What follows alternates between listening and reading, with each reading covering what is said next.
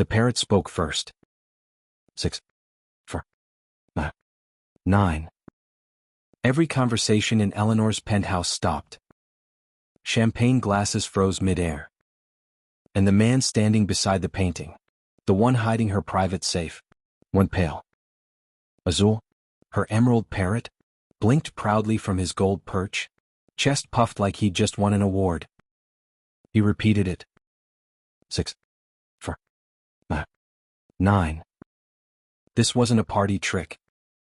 He had just spoken Eleanor's real safe combination. A ripple moved through the guests. Someone whispered, "Did he just?" The man near the painting stepped back too quickly. Too guilty. Eleanor's heartbeat kicked. Those numbers were whispered only once, alone late at night. Azul tilted his head, waiting for applause. None came. She took one slow step toward him and whispered, "Azul? Who taught you that?" And every guest knew the same truth at once. Someone in the room had tried to rob her. Azul wasn't just decor in Eleanor's marble penthouse. He was her closest companion. She talked to him during long nights, practiced speeches with him, even whispered her worries into his feathers. He listened to every word with bright, unblinking eyes. To Eleanor, Azul was harmless. Safe. A creature that could mimic sound, not meaning. Guests adored him. Say something, Azul. They'd laugh, and he'd repeat songs or bits of poetry. No one imagined he could remember anything important, least of all the numbers she spoke once, alone, while opening her hidden safe. But Azul remembered everything. Lately, Eleanor had been inviting more people into her home. Donors, investors, strangers dressed like friends. She trusted them. Azul didn't. From his perch, he watched them with sharp, still suspicion, pupils narrowing whenever someone lingered too long near the study door. Something was coming. And Azul already knew who it would be. The charity party began gently. Soft jazz, clinking glasses, the city glowing through floor-to-ceiling windows. Azul perched on his gold stand, feathers sleek, watching everything. Eleanor moved through the room, greeting guests with smiles and laughter. Azul's eyes, however, tracked one man, a stranger lingering near the hall, the study, the painting. He tilted his head. A low, uneasy trill rattled from his throat. No one noticed. An hour later, when she stepped away to refill a tray, the man slipped from the crowd like a shadow. Azul saw him vanish down the dim hallway and froze, claws gripping the perch. The man entered the study, closing the door halfway behind him. He walked straight to the painting. Azul fluttered from his stand, landing silently on the back of a nearby chair, close enough to see, not close enough to stop him. The man lifted the painting, revealing the safe hidden behind it. He ran his fingers along the metal, smirking. Azul's feathers bristled. The man whispered, "Now let's see if the rumors are true." He pressed his ear to the dial, spinning it slowly. Listening. Testing.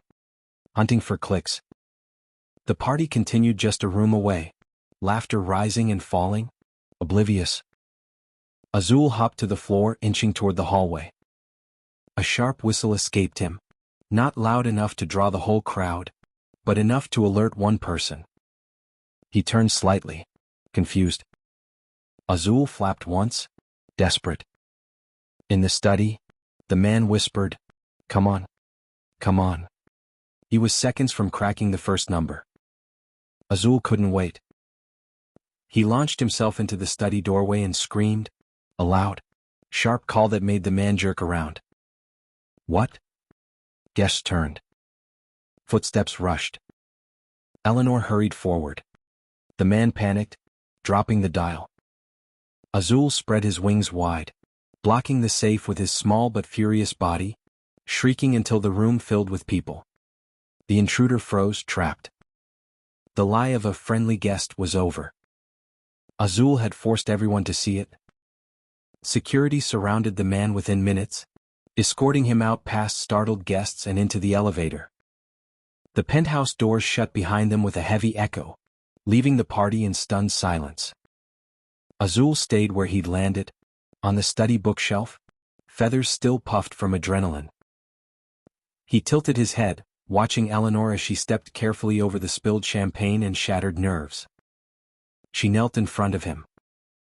For the first time all night, her voice wasn't elegant or composed. It was soft, shaking. Azul, you saved me. The parrot blinked, confused. He wasn't sure if he was being praised or scolded. He shifted his feet anxiously, one claw tapping the wood. You didn't just repeat numbers. She whispered. You warned me. Azul let out a tiny chirp. Not one of the practiced phrases. Not lovely evening, or welcome friends. Something small. Unscripted. Real. The guests had drifted back into the main room, leaving the study quiet. She sat beside her parrot's perch and lifted her hand. Palm up. Azul hesitated. Then hopped into it, pressing his warm feet gently into her skin. She exhaled, trembling. For years, she'd assumed he mimicked sounds, nothing more. But tonight he hadn't repeated the safe code by accident. He had repeated it in the exact moment someone was trying to use it. He wasn't after the art, she murmured. He was after the safe. And you knew. Azul leaned forward, tapping her ring with his beak, his strange little gesture of affection. Then in a soft murmur, he mimicked her voice from earlier that evening. Careful. Careful. Her breath caught. He had been trying to warn her long before she realized it. She lifted him to her shoulder, and he nestled against her cheek. Not trained behavior, but comfort. Connection. When she stepped back into the living room, the music was quiet, the guests subdued, the city lights shimmering beyond the glass. But she walked with her head higher, and Azul perched proudly beside her. For the first time, she wasn't showing him off. She was thanking him. After the guests left, the penthouse felt softer, like a home after telling the truth. Security had taken statements and promised stricter checks. Eleanor let out a long breath she hadn't realized she was holding. Azul perched on the velvet sofa, preening a feather, humming a tune of his own. You really scared him off. You know, she said as she slipped off her shoes. Not many thieves expect their crimes to be interrupted by a bird. Azul paused, then chirped a proud little that made her laugh. She pulled the painting aside and spun the safe's dials. Not to hide anything but to open it. Inside were heirlooms, letters, a few velvet boxes. Nothing Azul cared about. But she reached in and lifted one small item wrapped in satin, a silver whistle. She brought it to him. You remember this? She asked. It was the first thing she'd used to train him as a chick. Not commands, but reassurance. Azul leaned forward, touching it gently with his beak. You didn't betray me tonight, she whispered. You protected me. You always have. The parrot cocked his head, then repeated softly, not in her voice, but in his own. Protect. You. Her eyes stung. She opened the balcony doors, letting the night wind slip inside. Azul stretched his wings, letting the breeze ruffle his feathers. City lights glittered far below, but the sky felt closer. You're safe here, she told him. And so am I. Azul hopped onto her shoulder and leaned in, warm and light. From the balcony rail, he spoke one more time. A gentle echo across the penthouse. No walls. For us. And for the first time, she believed him.